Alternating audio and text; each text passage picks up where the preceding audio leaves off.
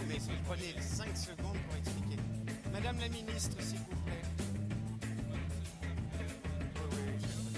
Oui, ils se présentent eux-mêmes. Vous me les laissez à ma place, là.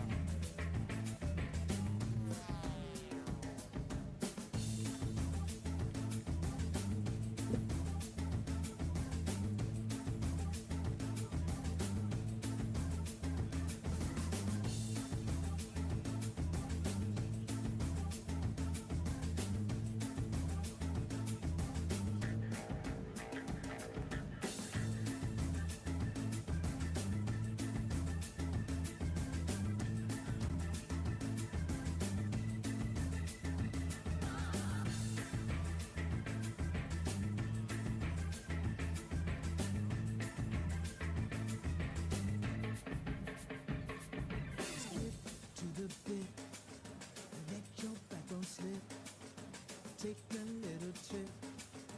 When you skip to the bit, don't be so hip. Take this little tip. Let your spirit rip. When you skip to the bit.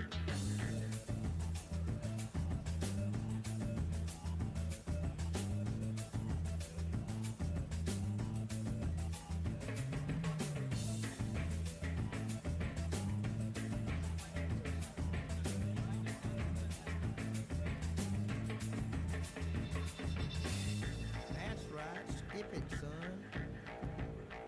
It's like that. Let it go, boy. Skip to the bit. Let your backbone slip. Take a little trip. S'il vous plaît, Madame la ministre, je vous prie.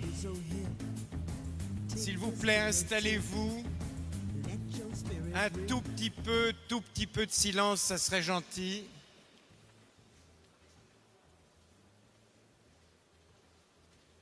Installez-vous. Cher ami Karsinti, je commencerai par vous pour les présentations. S'il vous plaît, installez-vous, je vous prie. Madame la ministre, ici.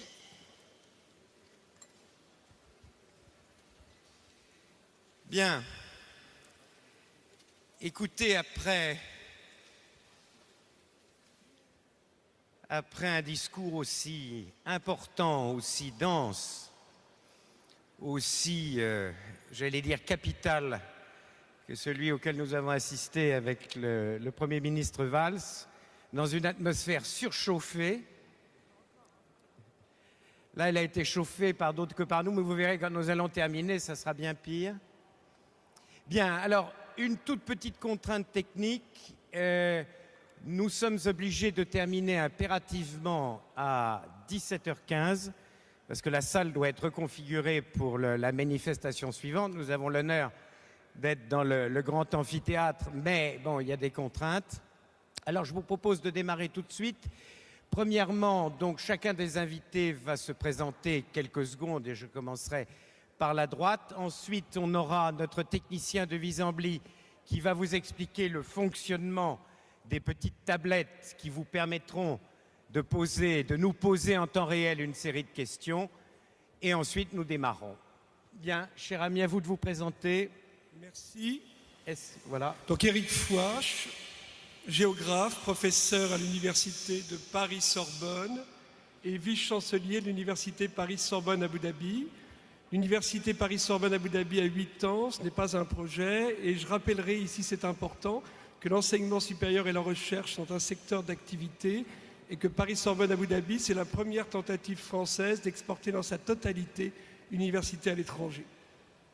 Très bien. Monsieur, nous avons la chance d'avoir un invité finlandais, Monsieur Kopinen, donc, qui parlera en anglais, si vous le voulez bien. Cher Monsieur Kopinen. Good afternoon, ladies and gentlemen. My name is Bonjour, mesdames et messieurs. Je me présente, Monsieur Kopinen.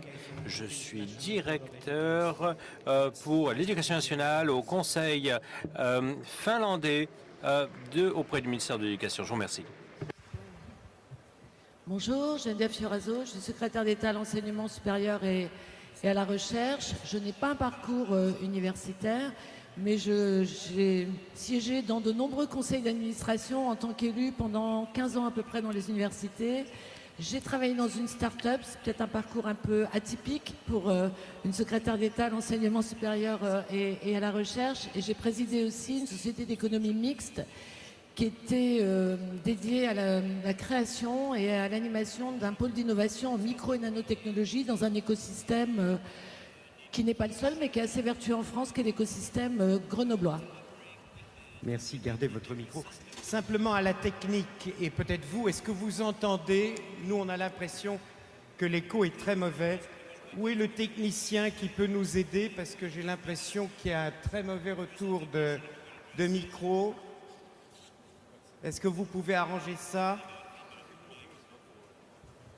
Il paraît, enfin j'ai l'impression. Bon, écoutez, on va faire une tentative. Vous, madame? Oui, bonjour. Donc, moi, je suis Martine Daoust. Je suis professeur de pharmacie et j'ai été recteur pendant 4 ans, recteur d'académie à Limoges et à Poitiers. Bonjour, je suis Gérald Carsanti, je suis le président directeur général de Hewlett-Packard en France. Et par rapport à notre sujet du jour, je rajouterai que j'enseigne à HEC Paris, ici même, depuis une dizaine d'années. Donc c'est un sujet qui m'intéresse beaucoup. Bonjour, Denis Oliven. Je préside la branche média du groupe Lagardère qui s'appelle Lagardère Active. Et donc ce sont des radios, des télévisions, des journaux. Mais dans une vie antérieure, il y a 20 ans de ça, j'ai été conseiller pour le travail, l'emploi, la formation professionnelle auprès de Pierre Bérégovoy, ministre des Finances, puis Premier ministre. Et à l'issue de ça, j'ai pas mal réfléchi et écrit sur la question du chômage, notamment une note dont le titre avait fait Flores à l'époque, qui était la préférence française pour le chômage. Et donc c'est sous cet aspect-là que les questions d'éducation m'ont et continuent de m'intéresser. Bonjour, Laurent Bigorgne, je suis directeur de l'Institut Montaigne. J'ai travaillé pendant 10 ans dans l'enseignement supérieur. Maintenant, je m'occupe de l'Institut qui est un think tank qui s'occupe d'éducation, d'enseignement supérieur, de politique publique. Alors, il y a une autre préférence que la préférence française pour le chômage, on va y venir, qui est la préférence française pour l'échec scolaire, et dont on aura, j'espère, l'occasion de parler. Bien, juste quelques minutes avant de démarrer de notre technicien qui vous explique le fonctionnement de Visambly. Merci, bonjour à tous. Comme chaque année depuis 2010, Wisembly est partenaire du MEDEF pour rendre cette conférence interactive. Vous allez pouvoir donc poser vos questions et vos commentaires pendant toute cette conférence, très facilement, depuis vos téléphones portables. Donc je vous invite tout de suite à les sortir. On va tester ça tous ensemble. Et donc vous enverrez vos questions, elles arriveront sur la tablette de l'animateur qui pourra les traiter en fin de séance. Et vous pourrez donc avoir une réponse à vos questions de cette manière-là. Alors, comment ça marche? C'est écrit sur les slides qui sont affichés en ce moment. Vous avez deux possibilités pour interagir. La première, si vous avez un smartphone, c'est-à-dire un téléphone connecté à Internet, donc depuis votre navigateur, vous avez simplement à aller sur l'adresse qui est inscrite ici, app.wisembly.com. app.wisembly.com et vous entrez ensuite le mot-clé de cette conférence qui est MEDEF 1, tout accroché. Minuscule, majuscule, peu importe. Donc je vois que les gens sont en train de se connecter, c'est parfait. Et donc sur cette interface, vous pourrez poser vos questions de manière totalement anonyme en 140 caractères. Vous pourrez également liker et voir les questions envoyées par vos voisins pour indiquer que vous les trouvez plus pertinentes et ainsi que l'animateur les prenne en priorité. Et enfin, deuxième solution, par SMS, encore plus simple, vous envoyez un SMS contenant le mot MEDEF1 au début, donc MEDEF1, suivi d'un espace, puis votre message, au numéro qui s'affiche 06 33 13 40 34. Voilà, même principe. Je vous remercie et je vous souhaite une très bonne séance. Merci beaucoup. Bon, ben écoutez, nous voilà parés. Lançons-nous, nous avons à peu près 1h10. Alors, avec un sujet comme l'école de la réussite, c'est vraiment, ça a été pour nous qui avons préparé cette table ronde, j'allais dire un moment de remonter alors à la fois de tout ce que les Français peuvent penser sur l'école. Ce mélange de passion, ce mélange de fierté, ce mélange de frustration aussi. Nous qui croyons que l'école était une des grandes forces, une de nos grandes forces, nous nous apercevons que nous ne sommes pas si bien classés que ça dans les classements PISA ou dans d'autres classements internationaux. Nous nous apercevons que chaque année, plusieurs dizaines de milliers, 150 000, dit-on, sortent du système scolaire sans formation aucune. Nous nous apercevons aussi que à peu près 15% des jeunes de moins de 15 ans sont jugés comme étant très faibles et sont récupérés parfois à la sortie de l'école avec des bagages beaucoup trop minces pour entrer dans la vie active. Donc, si vous voulez, c'est un sujet qui est extrêmement prégnant, extrêmement passionnant. Alors, nous l'avons divisé en 3 parties.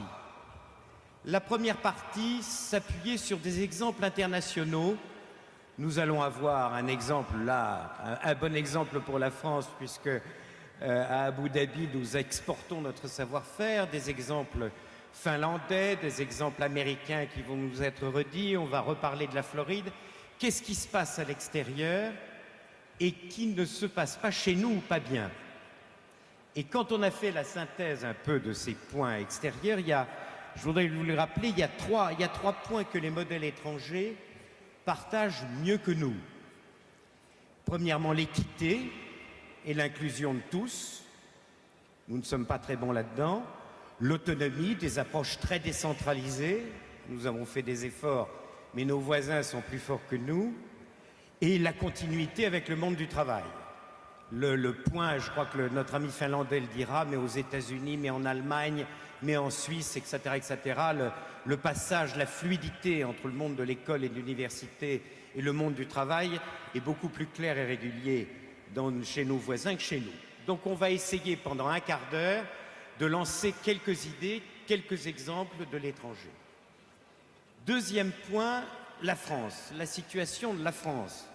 Alors un quart d'heure pour parler de la situation de l'école en France, ça va être compliqué, mais là encore, si on était un tout petit peu provocateur, quand on regarde notre système scolaire, et encore une fois notre système scolaire, du primaire au supérieur, bien sûr, il se caractérise comment?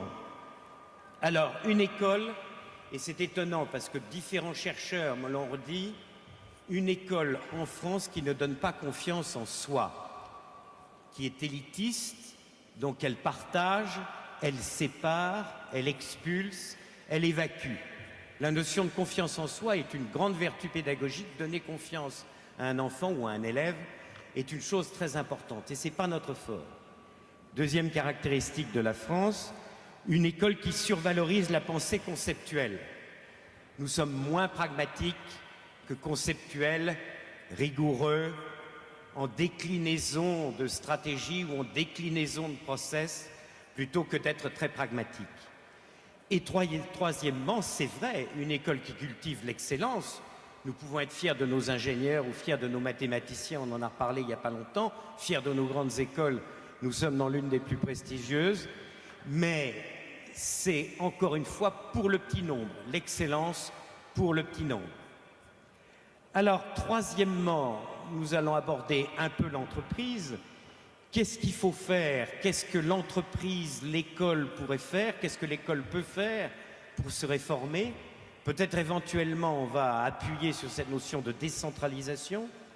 Je sais que c'est un des sujets que le gouvernement actuel suit beaucoup. La valorisation, à côté de l'excellence scolaire, sur la pensée abstraite, quelque chose qui soit plus pragmatique, plus efficace et qui permette d'autres réussites que la réussite entre guillemets abstraite. Et enfin, comment faire le lien, améliorer le lien entre la société, l'emploi, les élèves, etc. Un certain nombre de grandes entreprises font des choses et nous en parlerons. Voilà donc 3 fois un quart d'heure pour chacun des points. Et nous commençons, si vous le voulez bien, par les exemples étrangers. Qui veut démarrer? Notre ami finlandais, à tout seigneur, tout honneur. À vous, cher monsieur. Thank you, Mr. Chair. Je vous remercie, Monsieur le Président. de séance, eh bien, il est très difficile de concentrer sa pensée en un temps si limité. Cependant, lorsque l'on pense aux établissements d'excellence, eh bien, on pense automatiquement au système éducatif d'excellence. Et c'est ce que nous avons essayé de penser, de mettre en place en Finlande. Il y a effectivement, je vais vous parler un petit peu de certains exemples. Tout d'abord, nous donnons, je dirais, des opportunités similaires à tous. C'est-à-dire que l'équité est une des priorités. Et nous avons une administration dans le domaine de l'éducation extrêmement décentralisée qui justement est prise en charge par les municipalités. Et il y a ensuite un cursus national, mais le travail le plus important et les décisions les plus importantes sont prises au niveau local.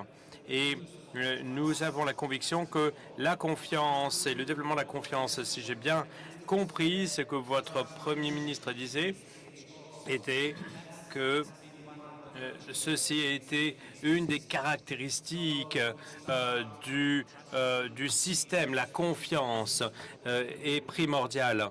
Et justement, c'est ce sur quoi on travaille avec les enseignants. Et les établissements scolaires sont là pour soutenir tout le monde. Je dis bien tout le monde, de manière à mettre en valeur les meilleures qualités chez l'élève, de manière à ce qu'il puisse faire au mieux et pour le mieux. Bien évidemment, il est question d'inclusion. Nous faisons partie ici de société, de la vie professionnelle. Et justement, le système scolaire a évolué pour refléter la société au fil du temps. Je pense que des systèmes souples, procurant et offrant différents types d'opportunités pour différents types d'élèves, eh bien, c'est véritablement la clé de voûte du système finlandais. Et nous avons un établissement, une école pour tous, de l'âge de 7 ans à l'âge de 16 ans. Et après, nous avons un passage, une première sélection, savoir si les élèves souhaitent partir dans des filières professionnelles ou poursuivre leur formation. Ensuite, nous avons ici, et c'est ce que je voudrais mettre en avant ici en Finlande, l'instruction est gratuite, l'enseignement est gratuit à tout niveau du système scolaire, à tous les niveaux. Et si nous pouvions donner une idée, je dirais, pour promouvoir ce concept opportunité pour tous, eh bien, les étudiants se retrouvent, si vous voulez, dans l'enseignement supérieur. On a quelque chose de très différent ici par rapport au système français, à savoir que tout le monde, eh bien, tous ceux qui cherchent des places en université ou en polytechnics, c'est-à-dire en institut d'enseignement, je dirais, de tendance plus professionnelle, eh bien, ils pendant leurs études, ils n'abandonnent pas, il y a un abandon très limité. On applique ici le même principe pour la formation de base. Nous avons très peu d'abandon scolaire, mais on travaille beaucoup auprès des élèves tout au long de ce cursus, tout au long de leur parcours. La confiance, en résumé, et une égalité des chances pour tous, et un système souple et une administration souple et adaptée du système au niveau local. Voilà les clés de voûte pour la Finlande. On pourrait dire d'abord que la Finlande est un pays merveilleux, mais c'est surtout un tout petit pays. Je crois que quelqu'un a une expérience parmi nous sur la Floride, qui est un État de 20 millions d'habitants, avec une diversité très grande. Qui voudrait nous parler de la Floride, cher ami Bigorne? Oui, en quelques mots, j'avais le sentiment d'entendre la description de la France en vous écoutant, mais à l'opposé, d'une certaine façon. En tout cas, notre système est construit sur des principes qui sont assez loin de ceux que vous décrivez, même si évidemment, ils sont au fronton des écoles qui ont été construites dans tous les villages au XIXe siècle, à travers les 3 mots qui nous sont chers. Pour redevenir très sérieux, on est porté d'enthousiasme cet après-midi, parce qu'on a entendu un formidable discours. Et en même temps, évidemment, cette vision de long terme à laquelle nous invite à réfléchir l'ECOG, le système éducatif, j'ai envie de dire, n'était pas dans ce discours. Et moi, j'ai un message à vous faire passer cet après-midi, c'est que une grande partie des problèmes que nous avons à affronter, notamment la question du chômage, mais notamment la question de compétitivité, réside aujourd'hui dans l'inefficacité, dans le caractère injuste, non démocratique de notre système éducatif, particulièrement pour ce qui concerne l'ECOG primaire. Et je vais le dire très franchement, en m'adressant à gauche comme à la droite, les partis de gouvernement en France, et pardon d'être assez trial, déconnent complètement, au sens où l'un comme l'autre se contrefichent de cette question. J'en veux pour preuve que depuis la rentrée de septembre 2007, nous avons déjà changé 5 fois de ministre. 5 fois de ministre en 6 ans. Donc qu'on ne vienne pas m'expliquer qu'on a essayé sérieusement de réformer l'école en France ou de la refonder, c'est second. Et j'aimerais dire que malgré tout, il faut qu'il y ait un peu d'optimisme. Il y a des exemples étrangers. Il y a des pays, effectivement, la Floride n'est pas un pays, c'est un État, mais où on est parvenu en 5 ans à obtenir des résultats. Alors comment? Et très rapidement, j'aimerais dire comment. On a fait, au fond, 3 choses qui manquent en France. Premièrement, on a tenu compte d'un mouvement très profond qui est en train de se passer dans le monde. Comme la médecine dans les années 50, l'éducation est en train de vivre une vraie révolution scientifique. La psychologie cognitive, l'économie de l'éducation, l'économie randomisée ont permis des progrès considérables là où on les a mis en œuvre.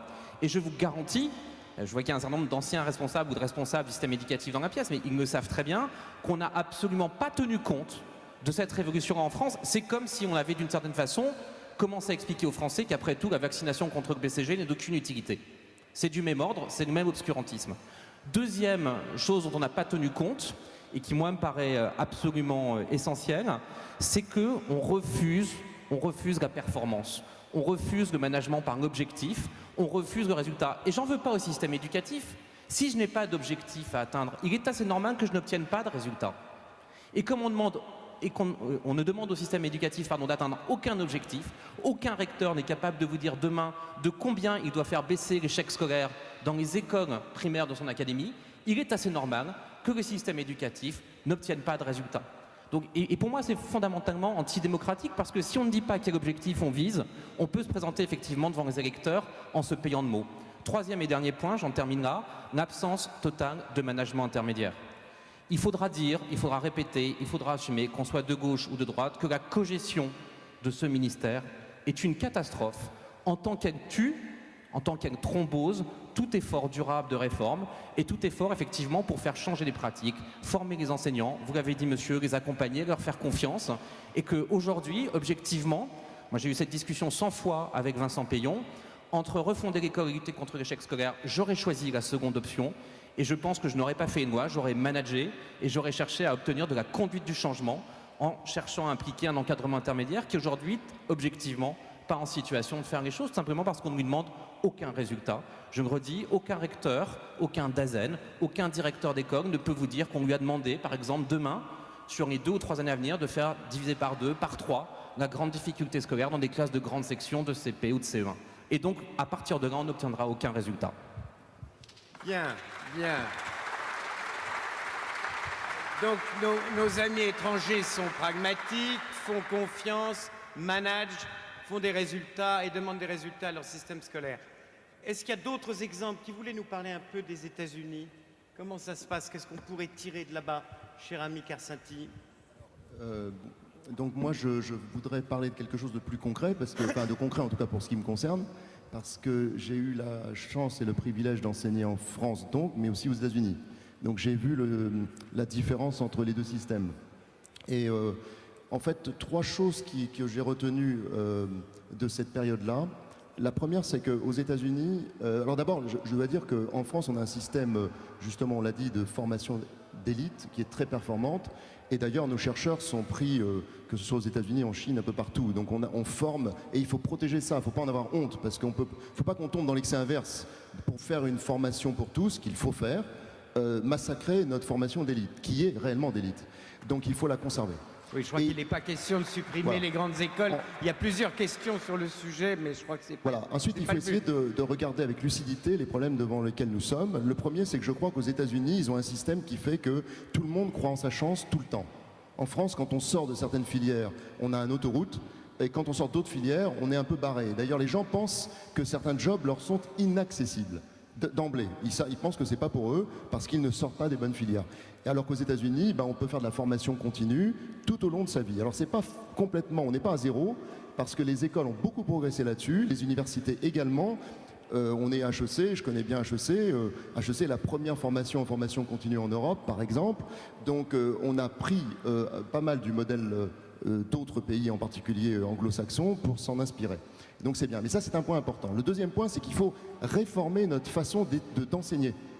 Je pense qu'il faut se rendre compte que la technologie fait qu'aujourd'hui, nos enfants, les jeunes, appréhendent la vie d'une façon totalement différente. Aux États-Unis, quand on fait un cours, on arrive en cours, les étudiants ont déjà eu la présentation et la formation, même la description, le script de la présentation, et on passe dans un mode de question-réponse. Donc en fait, l'enseignant ne rentre pas pour faire un cours, mais pour approfondir le cours que les étudiants ont déjà découvert. Ce qui fait que ça redonne de l'intérêt au cours, parce qu'en France, il faut bien être lucide, on en parlait tout à l'heure, dans les sessions plénières, les étudiants ne viennent plus. Ils vont au TD, mais ils ne viennent plus aux sessions plénières, puisqu'ils n'ont pas besoin. Ils trouvent tout sur Internet et tout dans les polycopiers. C'est ce que disait Michel Serres dans Petite Poussette en disant Ouais. aujourd'hui mes étudiants peuvent avoir autant d'informations de moi. Ils trouvent tout, et donc il faut recapter l'attention des étudiants, mais sur le contenu et sur la valeur. Et puis le troisième point et mon dernier point, c'est que je pense qu'il faut trouver, alors là on a beaucoup avancé je pense en France, de mon point de vue, mais on a peut-être encore un chemin à faire sur le rapport, les liens qui existent entre les écoles, les universités, les centres de recherche, on en reparlera tout à l'heure sur l'innovation, et les entreprises. C'est assez compliqué parce que moi j'enseigne, quand on fait intervenir des entrepreneurs, c'est toujours intéressant, mais parfois il n'y a pas le contenu académique. Quand on fait intervenir que des professeurs, c'est très académique, mais c'est dénué de sens pratique. Alors il faut trouver le chemin entre les deux, à la fois dans l'enseignement qu'on donne aux étudiants et dans la façon d'intégrer, nous, entrepreneurs, moi par exemple chez Hewlett-Packard, les doctorants et les chercheurs, mais aussi les étudiants qui veulent faire des stages, pour rendre les stages hyper intéressants. C'est-à-dire qu'un étudiant qui vient, la plupart du temps on le prend, on ne sait pas trop quoi lui donner. Si on l'a travaillé et qu'on a passé des accords avec des universités et des écoles, on va réellement rendre les stages et les formations, voire même plus, beaucoup plus intéressants avec un débouché à la fin. Bien, alors, grosso modo, confiance, pragmatisme, écoute, égalité, intégration, sens du management et de l'objectif. Alors comment avez-vous fait, cher ami qui avez vendu, entre guillemets, nos savoir-faire à Abu Dhabi, comment avez-vous fait, comment vous faites là-bas alors, si on est si mauvais que ça par rapport aux autres? Justement, je voudrais m'inscrire un peu en contre-pied par rapport à ça. Je ne pense pas qu'il y ait un bon système, le système élitiste des grandes écoles, et un autre système qui s'effondre. Il y a des réformes à faire partout, et on connaît les problèmes de recrutement de grandes écoles scientifiques pour les filières scientifiques. La vérité, quand on regarde ce qui se passe à l'étranger, c'est mon domaine de compétence, on a un excellent réseau d'écoles primaires, de collèges et de lycées qui fonctionnent à l'étranger. Et donc certaines règles de fonctionnement pourraient peut-être nous aider à nous réformer. Le vrai problème français, c'est l'hétérogénéité du territoire. On parle de la Finlande, on parle de la Suisse. Ce sont des pays d'une extrême homogénéité culturelle, des pays de consensus. La vraie difficulté, c'est l'hétérogénéité acquise sur les 25 dernières années de nos sociétés et le fait qu'on n'ait plus du tout un système homogène. Et je pense que quand on parle d'objectifs, je ne crois pas que ce soit en fixant des objectifs nationaux au recteur, c'est des objectifs par établissement et par élève. Regardons maintenant ce que font les Émirats. Les Émirats ont une société extrêmement hétérogène, 16% d'émiriens, une majorité d'étrangers. Les Myriens, c'est les nationaux. Oui, 82% d'étrangers. Ils mettent sur pied un système pragmatique où ils cherchent à assurer une diversité de manière qu'en fonction des origines socio-professionnelles, des projets de formation, chacun trouve un domaine, un système qui lui convienne. On continue à vouloir réformer le système français de manière monolithique, alors que le système est hétérogène. Et je pense que moi, c'est vraiment au niveau les régions ne sont pas identiques, les départements au sein d'une ville, il y a des diversités par quartier. Je pense que c'est par une approche qui repart de la diversité qu'on y arrivera. Mais le système français reste apprécié. On en est à 3 établissements aux Émirats Arabes Unis. Il n'y a pas un pays dans le monde où les gens ne se battent pas pour faire rentrer leurs enfants dans le système français. Donc, on garde un capital d'excellence, on garde un savoir-faire, on est en crise, on décroche, mais on n'est pas au fond du gouffre. Et si Abu Dhabi a fait venir la Sorbonne, c'est que ce prestige reste intact. On n'est pas un musée, on fonctionne depuis 8 ans. On colle aussi, on a choisi des masters qui collent à des débouchés professionnels aux besoins du pays. Donc le lien avec l'entreprise est au cœur. Donc l'originalité française, ce serait de réussir à garder notre excellence et notre ouverture académique, tout en correspondant mieux aux besoins professionnels, sans devenir uniquement une usine à former des employés. Alors, avant peut-être de laisser parler Madame la Ministre, donc, bon, on voit l'international, et c'est exact. Il y a des caractéristiques que nous n'avons pas. Ils réussissent, entre guillemets, peut-être mieux dans une série de classements. Mais d'une certaine manière, d'abord, nous exportons nos savoir-faire. Et surtout, vous avez tous peut-être des amis ou des parents en Angleterre ou aux États-Unis où tout le monde se bagarre pour entrer au lycée français, et pas que les Français, d'après ce que j'ai compris. Alors, essayons de regarder les caractéristiques françaises, les difficultés, les travers récurrents. Peut-être demander à un ancien recteur un peu comment elle a vu ou comment elle voit ces forces et des faiblesses du système français, encore une fois très large, pas seulement sur le supérieur. Oui, donc ce que je voulais rajouter sur ce qui a été dit jusqu'à présent, c'est vrai le manque d'objectifs peut-être, mais je pense que notre système souffre aussi d'un postulat de départ qui devient de plus en plus, on va dire, qui n'est plus d'actualité. Tout le système est basé sur, on l'a beaucoup dit, on en a parlé tout à l'heure, l'équité, l'égalité. Vous l'avez dit, monsieur, en parlant des Émirats Arabes Unis, enfin d'Abu Dhabi, 1 n'est pas égal à 1 pour les élèves. On ne peut plus adosser tout notre système en disant que tous les élèves arrivent avec le même parcours, avec la même histoire, avec le même environnement et familial et géographique. 1 n'est pas égal à 1, ça n'est plus possible. Or, tout notre système, tout notre modèle est adossé à ça. Donc, on creuse, on fabrique, on construit un grand déterminisme, un déterminisme territorial majeur. C'est vrai pour les universités, Madame la Ministre, vous le savez bien. C'est vrai pour les écoles. Alors, notre force, c'est d'avoir un maillage territorial très important. Il y a toujours une école à côté d'où on est. Qu'en est-il de la qualité de l'enseignement qui est proposé? Qu'en est-il de la stimulation intellectuelle qui est faite dans l'établissement? Et je crois que vraiment, c'est des questions à poser qui ne sont jamais posées parce que c'est pas bien de dire qu'on arrive tous pas égaux devant l'école, mais n'empêche que voilà, c'est la réalité. Et donc peut-être faudrait-il se poser cette question. Et puis enfin, on y reviendra peut-être. Moi, ce que j'ai trouvé, c'est quand même la place de l'enseignant.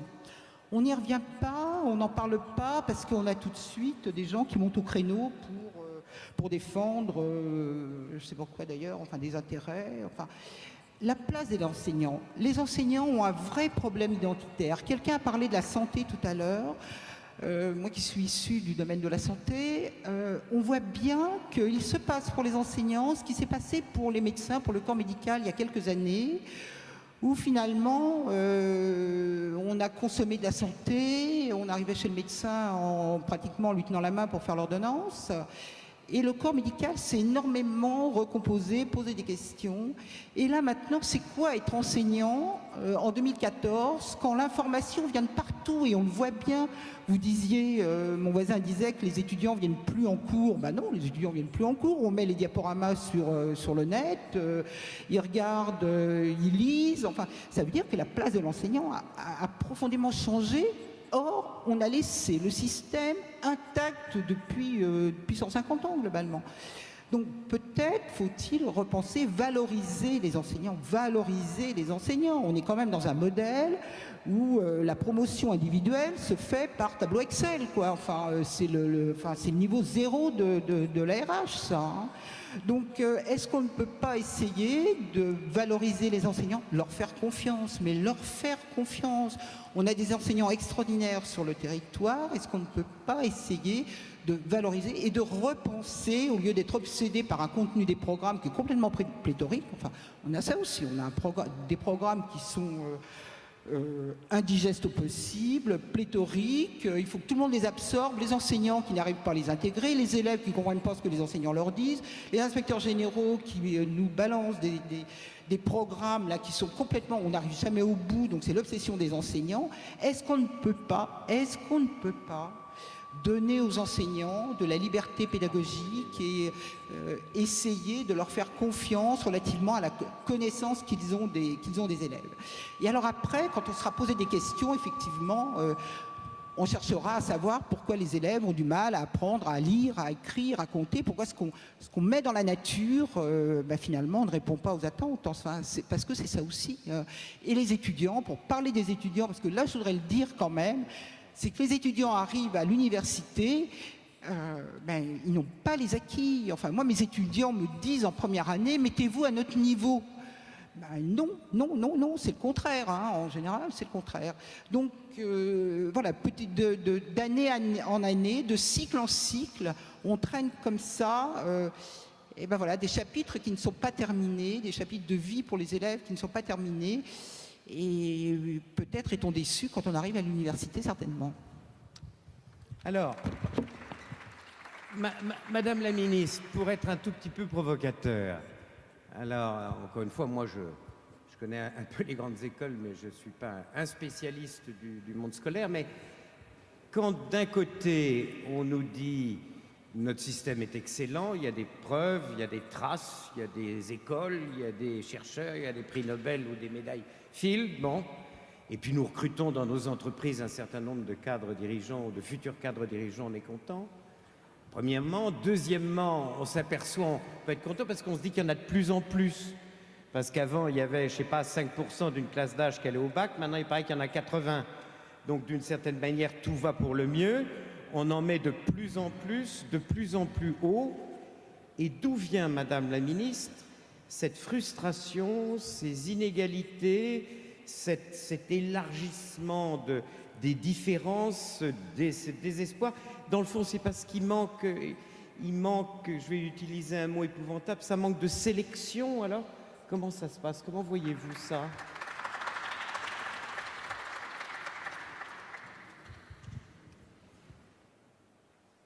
D'abord, on a une difficulté à savoir par où commencer parce que la façon dont les problèmes sont présentés sont un peu mélangés. Je vais vous dire d'abord en une minute un ressenti.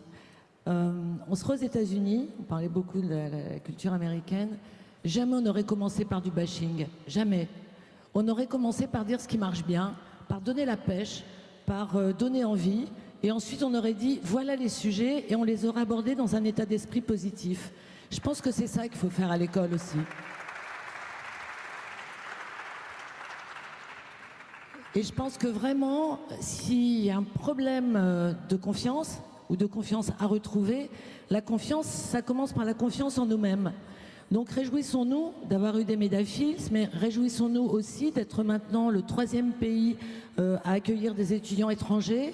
Et devant nous, il y a les États-Unis et le Royaume-Uni. Donc nous sommes le 1er pays d'une langue non anglophone. Nous sommes le 3e pays. On était passé au 5e rang avec la circulaire Guéant qui empêchait les étrangers, disons-le, de venir en France. On a rétabli des visas pluriannuels.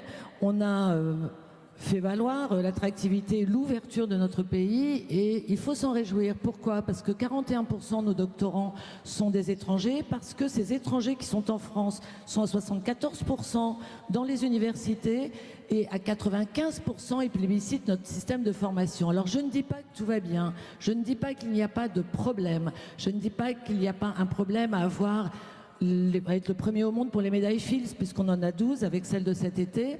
On en doit 3 à des coopérations avec des pays étrangers, dont celle de cet été, la franco-brésilienne avec Arthur Avila. Mais aux États-Unis, ils en ont 13. Quand on compare la taille des pays, il n'y a pas photo. Donc, on a une excellence. On peut se dire que c'est dommage, effectivement, d'avoir de si mauvais résultats en PISA. Mais en PISA, quand on regarde les choses, les résultats, ils sont bons dans les quartiers où il y a un environnement social plus favorable.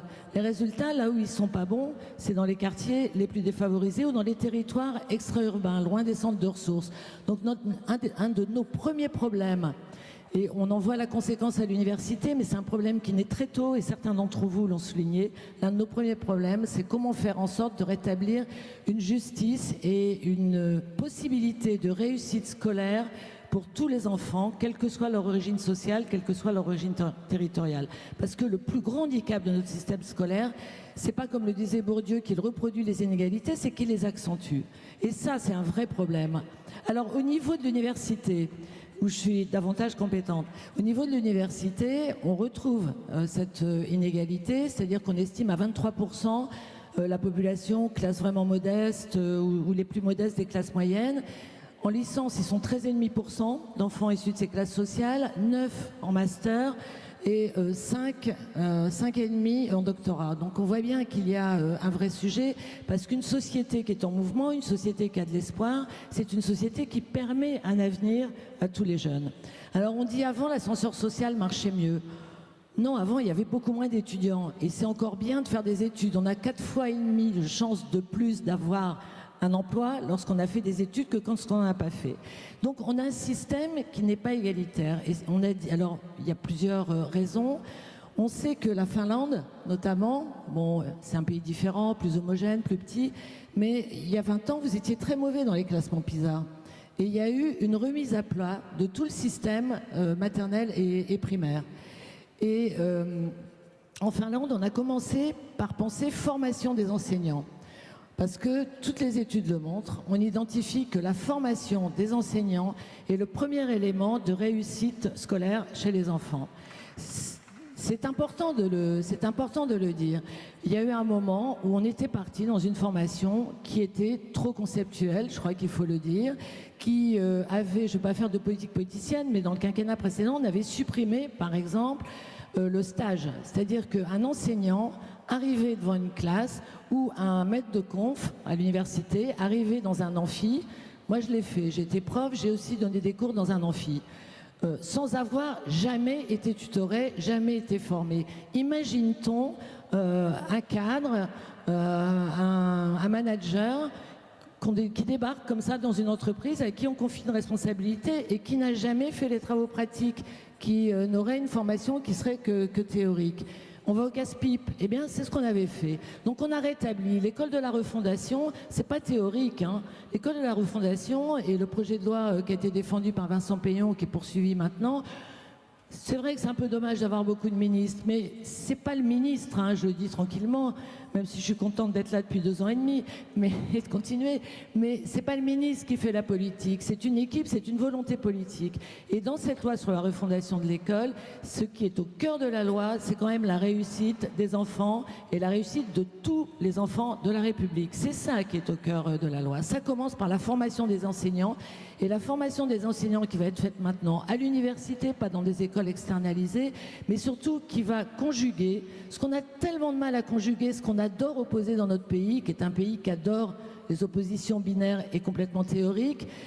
Il va conjuguer l'apprentissage des disciplines et l'apprentissage du métier. Comment se comporter physiquement, comment se placer dans une classe, comment ne pas être collé au mur parce qu'on a la trouille en fait le premier jour où on entre dans une classe. Comment ne pas faire d'autoritarisme, ce qui vous grille immédiatement auprès des enfants. Le savoir-être. Le savoir-être, ça s'apprend. Ça s'apprend avec des enseignants expérimentés. Ça s'apprend avec des élèves qui sont des élèves de plus en plus hétérogènes, donc à qui il faut savoir s'adapter. Et ça s'apprend plus. Merci de l'avoir dit, Gérald Carsanti. Ça ne s'apprend plus de la même manière qu'il y a 10 ans, parce que maintenant, on a le digital. On a des générations qui sont ce qu'on appelle, en bon français, pardonnez-moi l'anglicisme, des digital natives. C'est-à-dire qu'on ne peut plus apprendre de la même manière. Ça ne veut pas dire qu'on n'a pas besoin d'enseignants. c'est ridicule de dire qu'on n'a plus besoin d'avoir en première année, d'avoir un contact avec les enseignants. On a besoin d'avoir un contact avec les enseignants, mais on peut avoir pris connaissance du cours avant par des MOOCs, avec une clé USB, et du coup, on aura un contact avec des enseignants en plus petite configuration, ce qui va accompagner la réussite. Donc c'est une autre façon de faire l'école, une autre façon de former, et moi je pense qu'on devrait tous se mobiliser pour ça et être extrêmement positif, parce que sinon, si on est dans la critique et le bashing permanent, c'est même pas la peine de faire des réformes. Il faut y aller, on a beaucoup d'atouts, on a la volonté d'y aller, on fera des erreurs, il faut apprendre aussi à rebondir sur ces erreurs. Ce pays est un pays qui aime opposer les grandes écoles aux universités. On fait des regroupements pour qu'ils construisent des projets ensemble. On y est arrivé avec l'école polytechnique. Vous avez vu les cartes de visite maintenant de l'école polytechnique? École polytechnique, Université Paris-Saclay. Qui aurait pensé que c'était possible il y a 2 ans et demi? C'est sûr, on n'a pas fait de grandes manifs, mais on l'a fait concrètement. Et c'est ça qu'il faut faire. Rapprocher les cultures, arrêter de se critiquer les uns les autres et faire en sorte qu'on ait une jeunesse qui soit mieux armée pour affronter un monde qui bouge, un monde qui est en compétition mondiale, un monde pour lequel on doit se mobiliser et on doit tout mobiliser. La créativité, l'apprentissage des disciplines, le savoir-être, c'est important aussi. Et nous, adultes, j'allais dire quel que soit notre âge, on a aussi ce devoir vis-à-vis de la jeunesse. Et un dernier point, puis après je vous dirai ce que je demande au MEDEF, aux entreprises. Un dernier point, c'est la formation tout au long de la vie. Là, je crois que c'est capital. On parle d'économie de la connaissance, on utilise beaucoup de mots, mais on sait très bien qu'on est dans un monde qui évolue, que les métiers auxquels on forme maintenant ne seront plus les métiers de demain. Donc il faut absolument que nos universités, nos écoles soient ouvertes à la formation tout au long de la vie. Ça me paraît essentiel, ça va de pair avec des parcours professionnels sécurisés. Et vous avez écouté tout à l'heure, écouté le Premier ministre, on a besoin des entreprises pour ça. On sait qu'on doit s'appuyer sur les entreprises, donc faisons-nous confiance aussi. Merci beaucoup. Et je prends tout à fait l'histoire du bashing.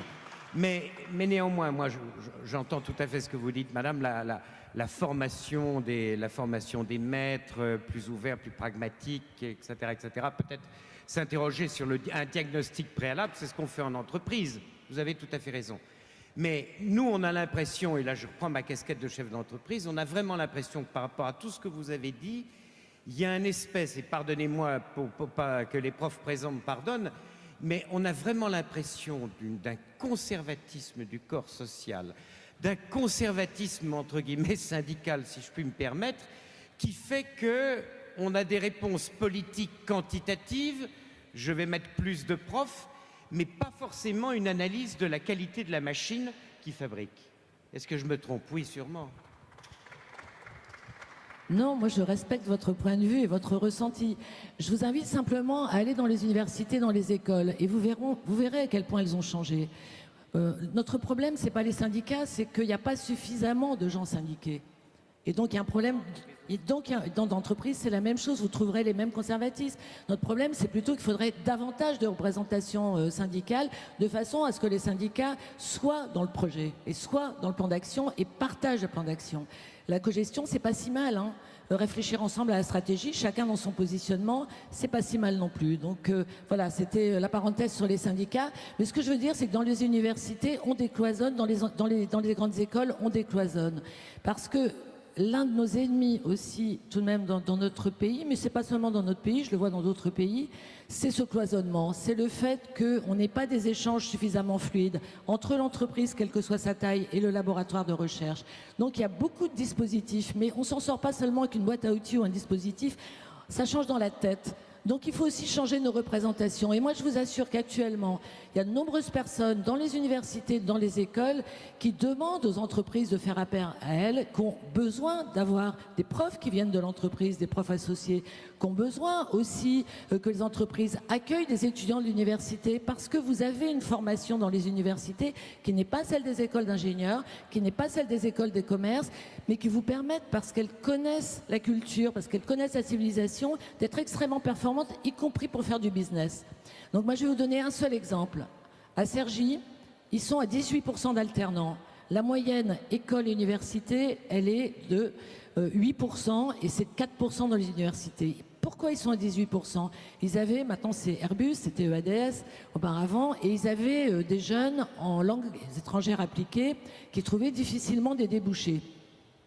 Eh bien, ils ont, avec EADS, avec Airbus, donc, ils ont mis en place un système d'alternance, et Airbus a embauché finalement des jeunes gens, des jeunes filles, qui, par leur connaissance, non pas de la langue allemande, c'est une entreprise franco-allemande Airbus, mais par leur connaissance de la culture allemande, par leur connaissance des différences culturelles que nous avons avec l'Allemagne, mais aussi des convergences que nous pouvons avoir, ont permis à Airbus, par l'alternance, par ce décloisonnement que permet l'alternance, puis par cette façon différente d'apprendre, puis entre parenthèses par le salaire que ça donne à des jeunes qui peuvent être issus de milieux modestes et qui peuvent poursuivre des études qui sont gratuites en droit d'inscription, mais qui coûtent cher néanmoins à la famille, même quand on a des bourses. Donc ça permet à des jeunes aussi d'avoir un salaire. Et bien ils ont embauché des jeunes femmes, des jeunes gens qui sont au marketing, qui sont à la com, qui sont aux ressources humaines, que jamais ils n'auraient embauché directement. Donc c'est ça aussi la transversalité, le décloisonnement, et ça fait tomber pas mal de représentations, croyez-moi. Écoutez, très bien. Alors, j'aimerais bien, avant de passer à notre troisième partie, de savoir qu'est-ce qu'on peut faire pour dépasser le bashing, j'aimerais bien que Denis Oliven, qui évoquait tout à l'heure cette préférence pour le chômage, dites-nous-en un tout petit peu plus.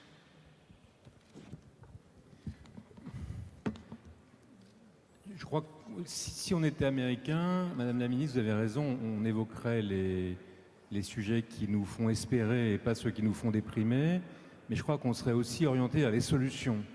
On essaierait de réfléchir ensemble à ce qui permet d'avancer.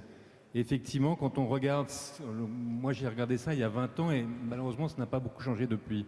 Parmi les facteurs de chômage, il y a des facteurs qui supposent des réformes très profondes, le marché du travail, la compétitivité des entreprises, et puis il y a un facteur très important pour la France qui explique une partie de notre différentiel négatif par rapport à nos principaux compétiteurs, et c'est le niveau de qualification de notre population active. On sait par exemple qu'un diplômé à Bac+2 est à un taux de chômage 3 fois inférieur à un non-diplômé. Ou bien, pour le dire autrement, que 40% des chômeurs sont des salariés non diplômés. Donc on sait que l'absence de qualification est un facteur clé du chômage. Or, la France, de ce point de vue, a une différence négative. On a à peu près un quart de notre population active qui est non qualifiée, alors que chez les Allemands, c'est 16%. Donc on a, et c'est une des causes de notre chômage. Première observation. Donc l'échec scolaire est une cause de notre chômage et nous sortons encore aujourd'hui 150 000 élèves du système éducatif chaque année sans diplôme. Ça, c'est un problème majeur de notre pays qui explique une partie de notre taux de chômage. Première observation. Deuxième observation, on sait que 80% de ces 150 000 élèves qui sortent chaque année du système éducatif sans diplôme étaient déjà en échec scolaire au moment du CP. On sait ça. Toutes les études statistiques le montrent dans tous les pays et les analyses empiriques. Donc ça veut dire que l'échec scolaire, ça s'attrape précocement.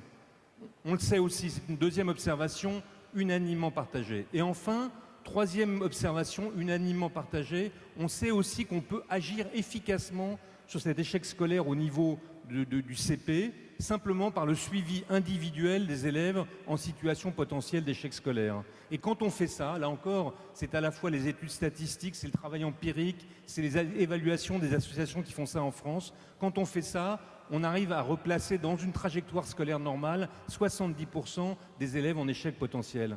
Donc si je fais 70% de 80% de 150 000 élèves, ça fait de l'ordre de 80-85 000 élèves qui chaque année ne seraient plus en situation d'échec et ne viendraient plus grossir l'armée des chômeurs en France, qui retrouveraient des taux de chômage de l'ordre de ceux des diplômés et ça aurait un impact structurel sur notre situation. Donc on a là un levier d'action. J'ajoute un dernier élément, c'est pas cher. C'est pas cher. Les associations qui suivent individuellement ces élèves en situation d'échec scolaire au CP, ça coûte à peu près 1 500 € par élève, one shot, une fois dans la vie. Donc si vous voulez traiter 90 000, si vous mettez 100 millions d'euros sur la table, par exemple, vous traitez de l'ordre de 80 000 élèves. 100 millions d'euros. Je vous donne simplement les chiffres pour que vous ayez ça en tête. Le système scolaire, la dépense d'éducation en France, c'est 300 milliards d'euros. La dépense d'éducation de l'État, le coût du système éducatif, c'est 80 milliards d'euros.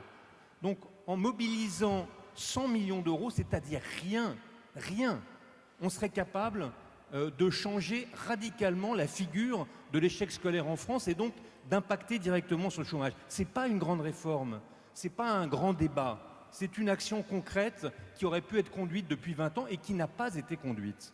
Et la question qu'on doit se poser collectivement, c'est pourquoi? Oui. Mais moi, c'est pour ça que c'est la seule raison pour laquelle j'ai accepté l'immense honneur que vous m'avez fait en venant ici, c'est que plutôt que de le crier dans le désert, je le crie devant vous. Je suis scandalisé par ça. Et c'est pas du tout la majorité actuelle, toutes les majorités successives. Pourquoi? Parce que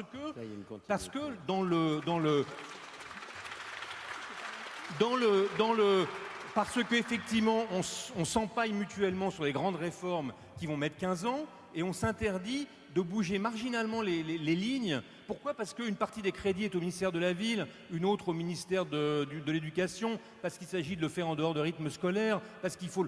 C'est un problème. On ne le fait pas parce qu'on a un empêchement de nature bureaucratique. C'est tout. Donc, et je ne rejette pas du tout la faute sur les politiques à quelques majorités qui y appartiennent. C'est notre faute collective. On a là, depuis 20 ans, on aurait pu régler et traiter peut-être 1 point à 1,5 point de chômage. C'est pas neutre, hein, 1,5 point de chômage. Et en particulier, sortir du désespoir des centaines de milliers de mômes de nos banlieues qui sont promis qui sont condamnés à une absence de destin social. Et on ne le fait pas. Donc moi, je dis oui, soyons américains. Madame la ministre, vous avez raison. Regardons ce qui marche et soyons empiriques. Je suis tout à fait d'accord avec Laurent quand il a dit tout à l'heure « Oublions les refondations de l'école, battons-nous contre l'échec scolaire ». Oui, faisons du combat contre l'échec scolaire au CP un combat national. C'est très peu de moyens, c'est juste une décision collective.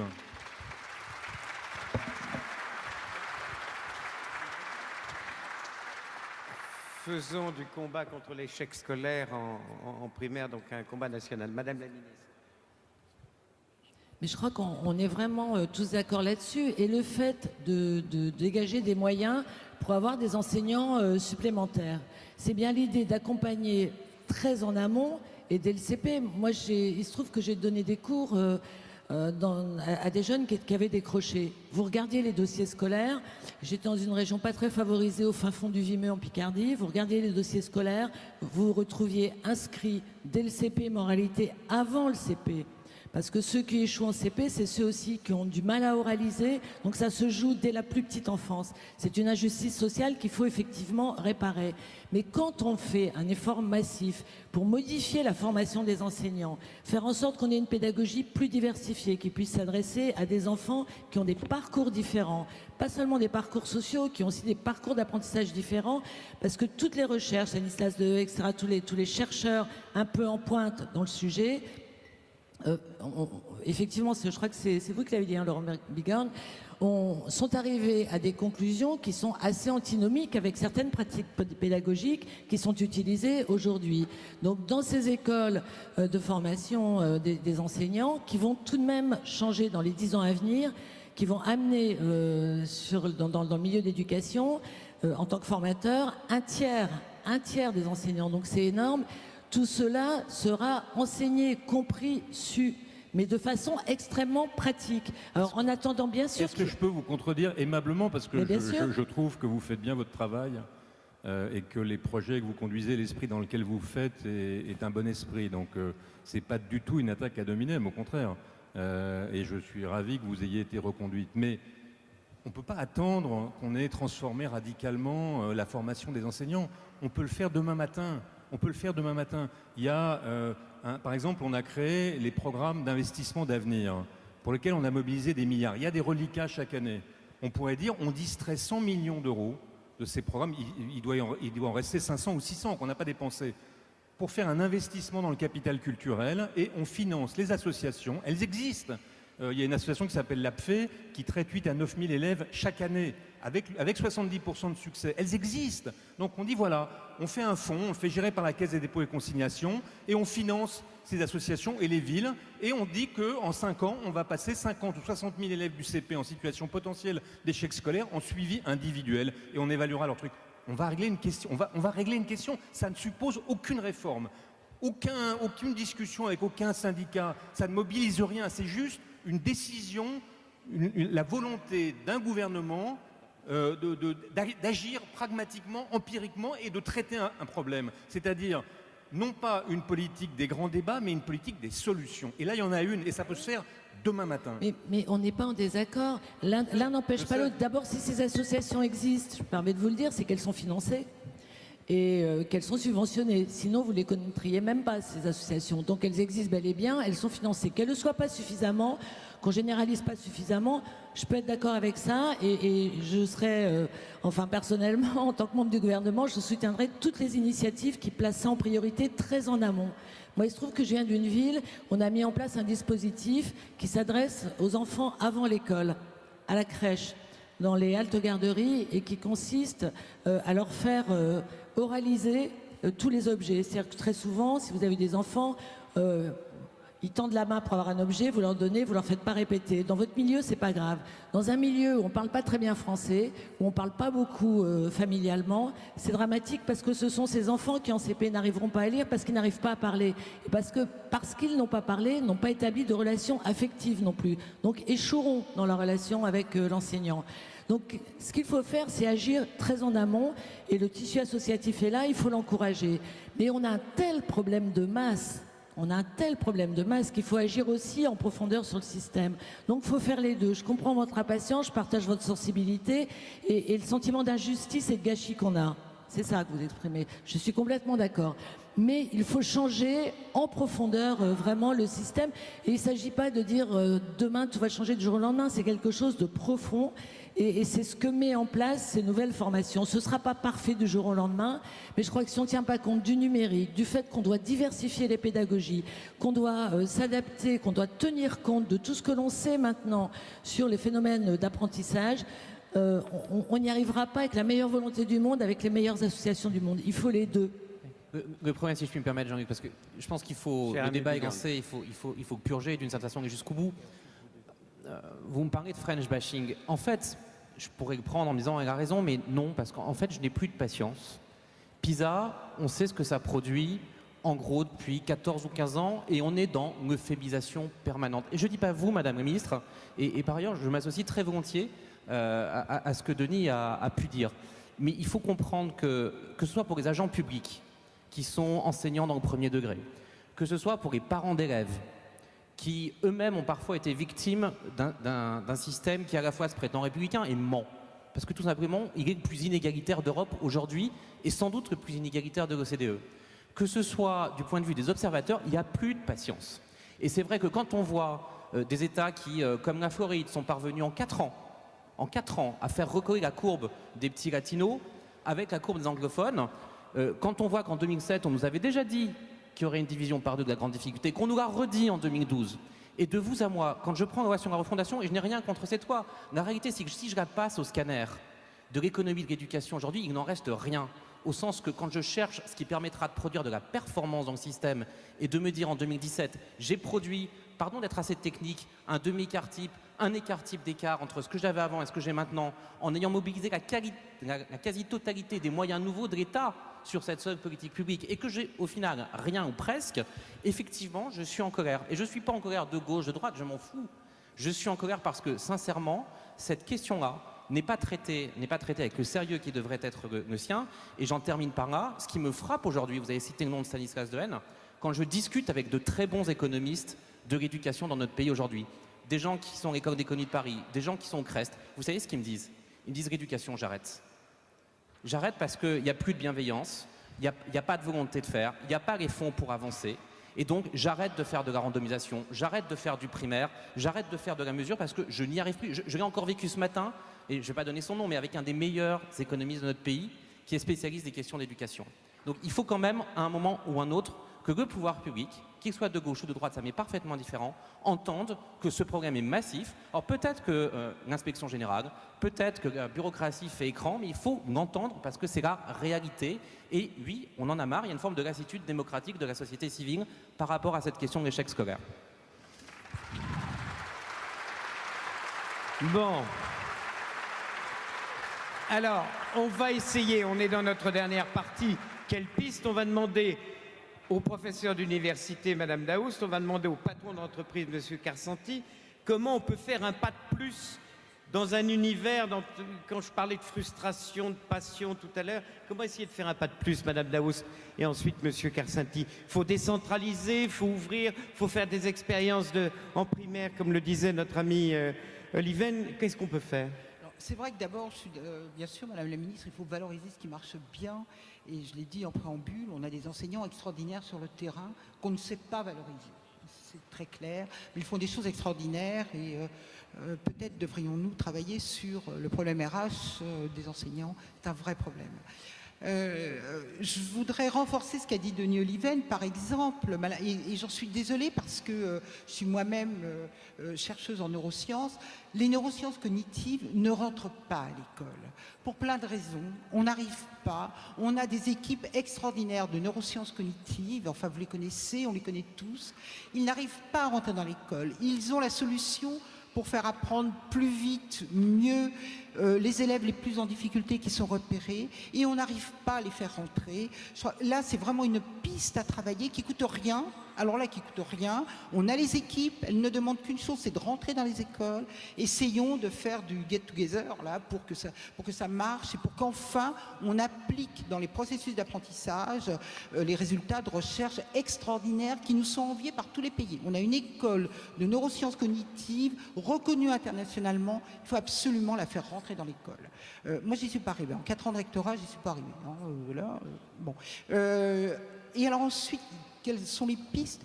Certainement ouvrir et l'école et l'université à l'entreprise, qu'on arrête de faire cohabiter deux systèmes qui ne se rencontrent pas ou mal. Enfin, quand j'étais recteur, j'ai beaucoup œuvré en faveur de la connaissance de l'entreprise et fait toutes les actions, tous les outils, j'ai utilisé tous les outils existants. Et pour l'université, on a des exemples extraordinaires avec les industries du médicament que je connais bien, par exemple, avec l'école de l'innovation thérapeutique. C'est extraordinaire, ces échanges qui se passent entre le monde de l'entreprise pharmaceutique et les étudiants. C'est vraiment, c'est magique, c'est des modèles. Je suppose qu'il existe ça en informatique, enfin dans l'aéronautique. Enfin, on a des modèles comme ça, il faut absolument les exporter, il faut absolument les faire rentrer dans toute l'université. Ce sont des vraies pistes de façon que les élèves qu'on a formés, et on n'a pas parlé, je le regrette, on n'a pas parlé des écoles doctorales qui sont quand même des piliers de notre formation universitaire, qui nous sont enviés par les autres écoles, puisque les écoles doctorales sont implantées pour beaucoup dans les universités. Parlons des docteurs qui sont formés, qui vont être mis sur le marché. Parlons de cette formation qui est extraordinaire. Enfin, c'est vraiment, enfin, si vous permettez, parlons aussi de l'ouverture des écoles doctorales au monde de l'entreprise. C'est vraiment une piste à développer et je crois qu'il faut renforcer toutes les interactions possibles entre l'université et la formation doctorale. Cher ami, alors côté entreprise maintenant, qu'est-ce qu'on peut faire? Alors d'abord, j'aime bien le pragmatisme, ce qui a été dit à ma gauche, parce que moi, c'était mon premier point de tout à l'heure en fait, ne pas laisser des jeunes sur la touche sans leur prêter assistance, parce qu'il y a beaucoup de désarroi en fait chez les jeunes. Pas uniquement les jeunes qui sortent du système scolaire très jeunes, il y a aussi du désarroi pour ceux qui sont diplômés.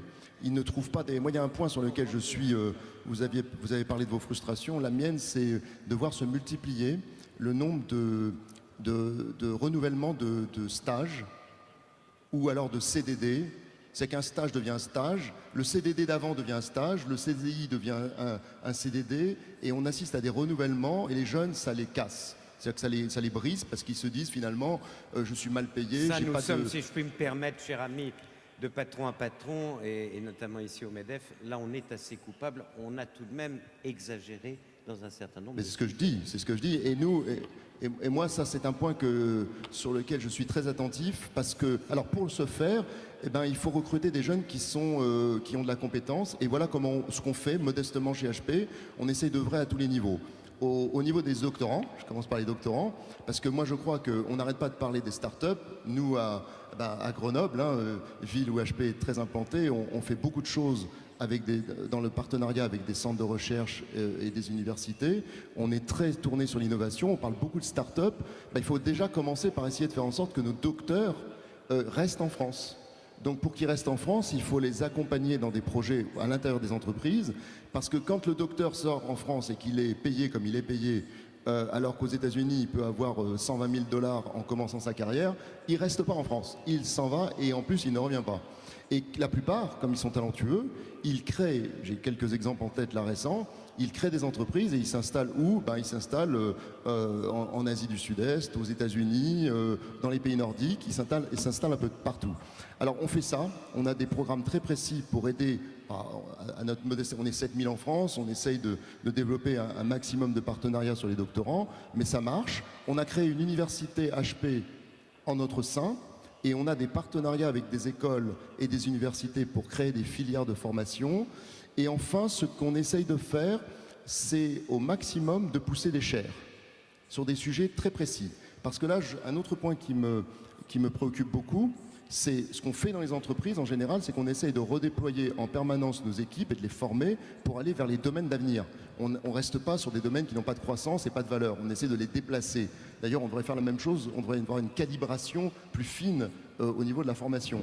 Eh bien, on essaie de faire ça, on essaie de faire des chaires dans des domaines qui sont porteurs d'avenir. Par exemple, on a beaucoup parlé dans le domaine des high-tech, du cloud, c'est le mot magique, mais le big data, tout ce qui est analytique, utilisation des données pour rendre les entreprises plus performantes, ça va être un des domaines qui va être booming dans le futur. Eh bien, on a une chaire avec, par exemple, l'école d'ingénieurs ESME Sudria, où on a une chaire pour former des ingénieurs qui seront spécialisés dans ce domaine. Et après, l'idée pour nous, c'est de les recruter et de les garder en notre sein. Il nous reste 10 minutes, alors je donne la parole à Denis Oliven qui voulait intervenir, et ensuite j'aimerais bien, ensuite à notre ami d'Abu Dhabi, mais j'aimerais bien avant que, enfin notre ami d'Abu Dhabi, oui maintenant, mais que notre ami finlandais nous explique, qu'est-ce qu'il pense de ce qu'on vient de dire? Ils sont en train de déconner à plein tube ou il y a 2-3 idées tout de même pas trop mauvaises? Denis. Non, ne croyez pas que je me prenne pour Martin Luther King, mais moi j'ai un rêve, vous allez voir qu'il est utopique et qui ne se réalisera jamais. Puisqu'on nous appelle à bon droit à dire ne critiquez pas mais agissez. Mon rêve, ce serait qu'un ministre de l'Éducation nationale dise pendant 5 ans, je ne parle pas du supérieur, sur lequel les progrès, des choses bougent énormément, mais qu'un ministre dise pendant 5 ans, je ne m'occuper que d'une seule chose pendant 5 ans. Le reste, je le laisserai en suspens. On va diviser, on va réduire de 60-70% l'échec scolaire, on a 5 ans, et on va le faire en se concentrant sur le CP. Et puis, ce qui serait bien, c'est que les entreprises disent, ok, d'accord, on va fabriquer un programme un par un. On peut écrire un par un ou un par un, PA2R-ARN. C'est-à-dire que chaque entreprise française va se prendre une école ou une classe de CP et va s'en occuper. Elle va l'aider à faire en sorte que les élèves pendant 5 ans, les élèves dans cette école, ceux qui sont en échec scolaire, on va faire en sorte qu'ils puissent être accompagnés. Et donc on aura ça ne se produira jamais, je le sais malheureusement, mais je me dis on serait réunis autour d'un projet commun avec des objectifs chiffrés et un impact direct des solutions à un problème. Voilà. Une entreprise parraine une classe d'école communale, ou une école communale tout entière et casser l'échec scolaire. Alors, cher ami de Finlande, qu'est-ce que vous pensez de tout ce qu'on a dit? Est-ce qu'on peut encore être sauvé, docteur?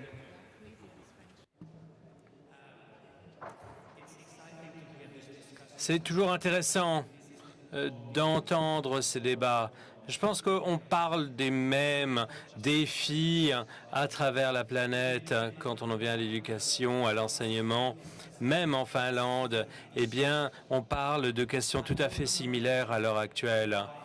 Alors, je ne vais pas apporter de conseils aux Français, car je viens d'un petit pays, mais simplement, peut-être qu'avec ces 1 ou 2 exemples que j'ai partagés, on peut contribuer à cette réflexion.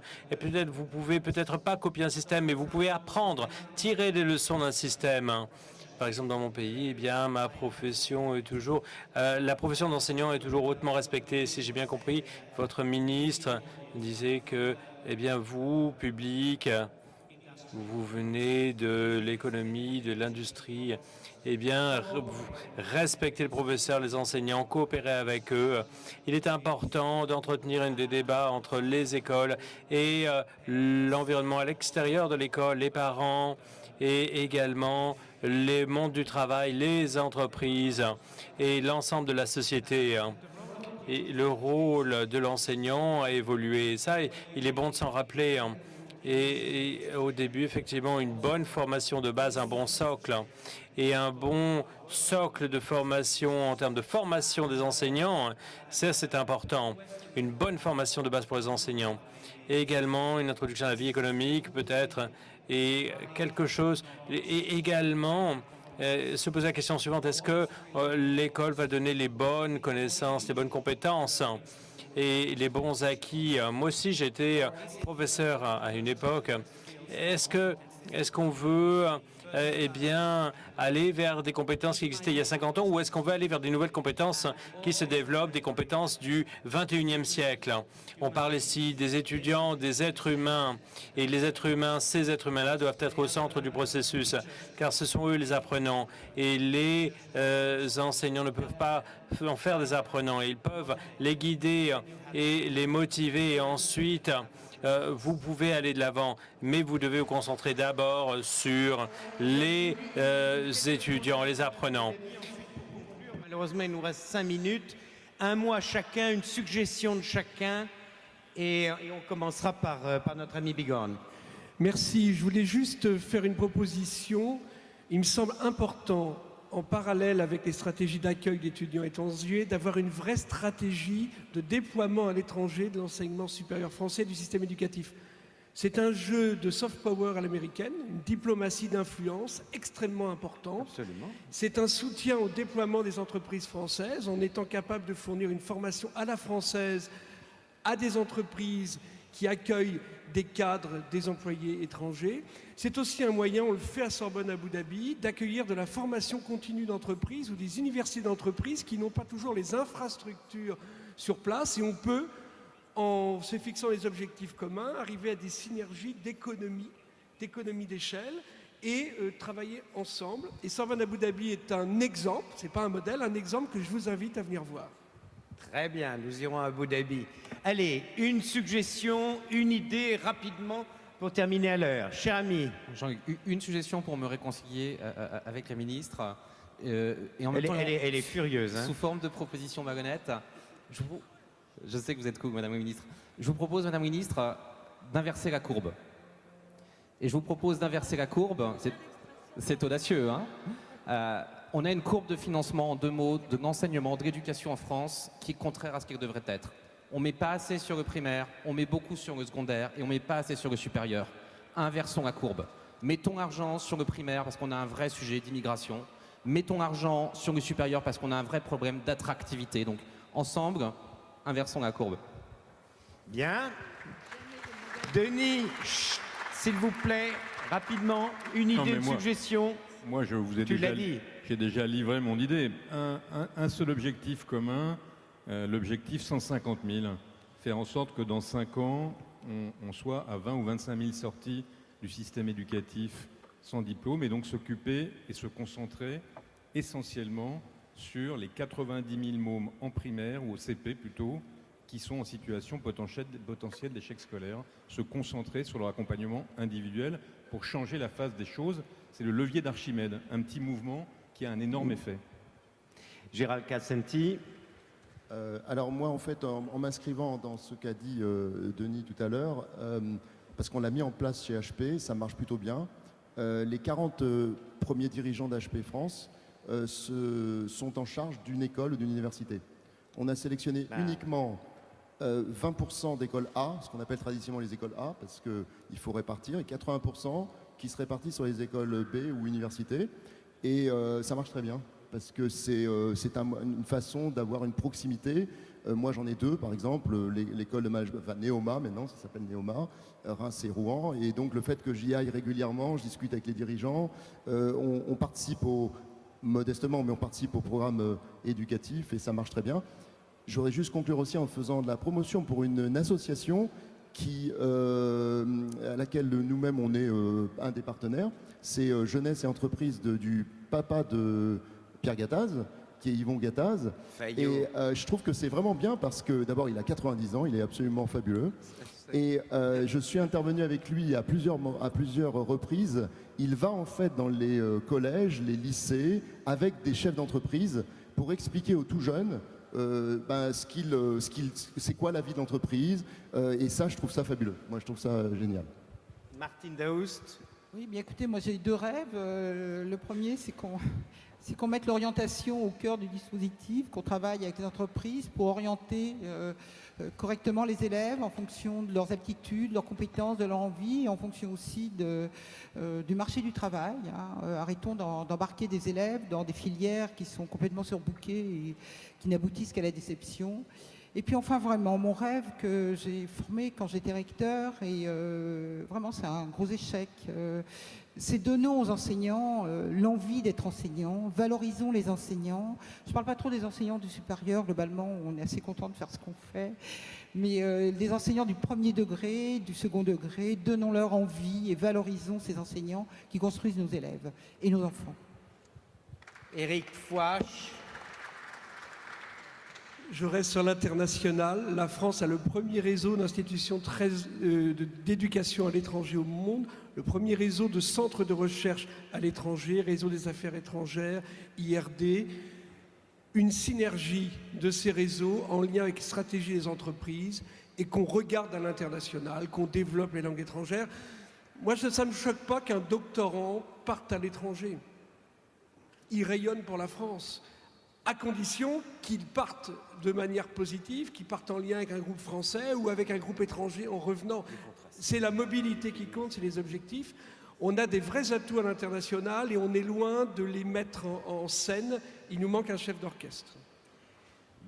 Jorma Kopinen, one idea.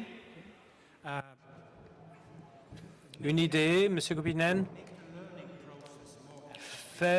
Rendre vraiment l'attractivité au processus d'apprentissage. Et après avoir visité, bien évidemment, après avoir visité Abu Dhabi. Ça, c'est la deuxième idée. Ministère demain matin, ce soir. Il y en a plusieurs, mais je vais sélectionner. On lance dans un mois le statut d'étudiant entrepreneur qui se poursuit au-delà de l'année du diplôme, pour qu'il n'y ait pas de problème de sécu, etc., et que l'étudiant se consacre à la réalisation de son projet, avec un double tutoring de l'équipe enseignante, parce qu'il y aura un diplôme d'université pour la gestion, l'accompagnement. Il ne s'agit pas seulement de créer une activité, il faut que ça marche. Et puis un tutorat également d'un responsable d'entreprise, quelle que soit la taille de l'entreprise. Et cette ouverture à l'entreprise, à l'entrepreneuriat, elle me paraît essentielle parce que 35% des étudiants souhaitent créer leur activité, mais il n'y en a que 3% qui le font. Aux États-Unis, ils sont autant à le vouloir, mais ils sont quasiment 10 fois plus à le faire. Donc il faut qu'on les encourage. Ça, c'est vraiment une idée. Je voulais répondre à Gérald Carsanti, je triche un peu. Parce que le solde entre les étudiants diplômés au-delà du master et docteur, entrant et sortant, est positif de 900 000 pour la France. On est le 4e pays donc à être positif. Donc on n'a pas à craindre en réalité le départ d'étudiants à l'étranger. On en accueille davantage et on est dans un monde où la connaissance n'a pas de frontières. Donc c'est essentiel. Il faut favoriser tous les parcours intéressants de scientifiques, de chercheurs sont des parcours à l'international. Et l'ouverture à l'international nous amène énormément de choses. Il ne faut pas avoir peur non plus de la Chine qui raflerait par effet numérique, et il est indéniable, toutes les places dans les meilleurs rangs d'université, parce que c'est ce qui va se passer finalement d'ici quelques temps. Au contraire, les étudiants chinois sont notre deuxième communauté d'étudiants, il faut en accueillir davantage, créer des liens, installer des formations universitaires dans des pays émergents et bien émergés comme la Chine, et favoriser les partenariats. La crainte ne supprime pas le danger. Donc il faut vraiment prendre des initiatives. J'ai 3 demandes à faire aux entreprises. La première, c'est d'embaucher davantage de docteurs. On en embauche 5 fois moins qu'en Allemagne. Un docteur, ce n'est pas un académique qui plane. C'est quelqu'un qui va vous amener des innovations de rupture. Si vous avez peur d'embaucher un docteur, prenez les conventions CIFRE, qui sont des doctorats en alternance. C'est plus pratique pour les PMI, PME, pour les ETI. C'est formidable. Moi, quand je travaillais dans une start-up, on en a eu 6 des CIFRE. Ils nous ont tous amené des innovations de rupture. 7 fois plus de retour sur investissement que les innovations incrémentales qu'on a avec les améliorations technologiques. Donc allez-y, lancez-vous, on a besoin de vous. Il n'y a pas suffisamment de docteurs dans les entreprises. Deuxièmement, on veut multiplier l'alternance par 2, c'est un objectif. Des universités sont déjà un facteur 5 par rapport à la moyenne, donc c'est possible. On a besoin là aussi des entreprises. Les jeunes dans une entreprise, quelle que soit la taille, vous amènent des choses différentes. D'abord, ils vous dérangent, ce qui est toujours bien dans une entreprise, parce que si vous êtes dérangé, vous serez plus agressif à l'export, plus créatif, plus imaginatif. Donc, on vous sollicite pour ça, et on vous sollicite pour la formation continue. Faites confiance à l'université. Il faut qu'on se fasse confiance. En primaire, il faut que les parents fassent aussi confiance à l'école. Il faut que leur demande ne soit pas contradictoire. Parce qu'on peut avoir ce discours très généreux, mais inscrire son gamin à telle mention russe ou allemand parce qu'on sait qu'il va être dans les meilleures écoles. Arrêtons avec ça. Arrêtons de jouer l'élitisme et d'avoir un double discours. Donc il faut que la pratique, elle soit en phase avec nos élans généreux et il faut qu'on y aille. Il faut qu'on soit solidaire de cette école. Moi, je compte sur vous tous. Merci. Alors, moi aussi, une toute petite demande, puisque j'ai l'honneur d'avoir la ministre ici. Pour les chefs d'entreprise, je crois que je les connais un peu, ce qui nous paraît très très important, c'est que d'une certaine manière, à l'école, on apprenne aux élèves une meilleure compréhension de ce qui est attendu par les entreprises. Si vous voulez, on a l'impression, il y a plein de pédagogie cognitive, tout ce que vous voudrez, mais il y a des règles du jeu en entreprise, il y a des règles du jeu et souvent, les élèves sont très désarmés par rapport à ça. Et on attend vraiment d'une manière ou d'une autre, et pas uniquement à l'université, qu'à l'école, on s'intéresse un peu à ce qu'attendent les entreprises en termes de comportement professionnel. Et je dirais un dernier point, nous sommes tous ou presque tous parents ici. Il y a le rôle de l'école, il y a le rôle de l'entreprise, puis il y a le rôle des parents aussi accessoirement qui ne compte pas pour rien. Merci infiniment, nous avons été trop rapides, on ne pouvait pas faire autrement, on avait une demi-heure de moins. Vous retrouverez et vos questions et cela dans le livre de l'Université d'été du MEDEF. Merci infiniment.